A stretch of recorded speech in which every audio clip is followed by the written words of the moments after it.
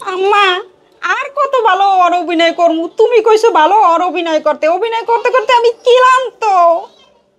তোমরা আমারে কই বিয়ে দিছো আম্মা?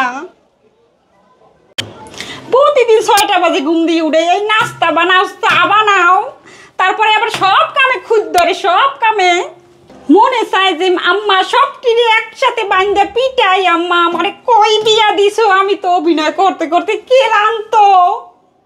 আম্মা ভালো বউ সাজতে সাজতে আমি আমার আসল রূপটাই তো বাইর করতে পারতেছি না। আম্মা আমারে কই বিয়া দিছো? আম্মা ওই যে আমার একটা ননদ আছে, সারাদিন কথা শুনাইতেই থাকে, এইডে করো ওর কাছেও আমার ভালো সেজে সব কথা শোনা লাগে। আম্মা আমারে কই বিয়া দিছো? আমারে আমার আসল রূপটা বাইর করতে দেও না কেন? ওই যে একটা বুইড়া আছে সারাদিন আমারে খালি কই চালাও আমি চা বানাই খাওয়াইছি। যদি আমি একটা দোকান দিতাম, চার দোকান, তাইলে তোমার আমি এতদিনে একটা ডুপ্লেক্স বাড়ি বানাই দিতে পারতাম। আম্মা আমারে কই বিয়া দিছো? কই? আপনারা অভিনয় করতে করতে আমি ক্লান্ত। আম্মা আমার আসল রূপটা আমারে বাইর করতে দেও।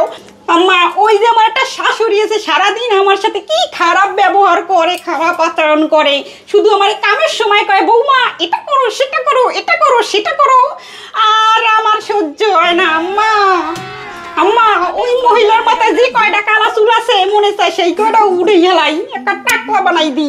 আম্মা বৌমা রুটি বানানো হয়েছে? হ্যাঁ আম্মা আসতে আসি।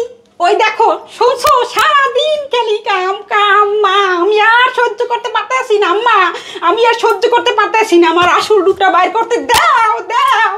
আম্মা ভালোর অভিনয় করতে করতে আমার জীবন শেষ হইয়া যাইতেছে। আম্মা আমার আসল রূপে আইয়া পড়ি।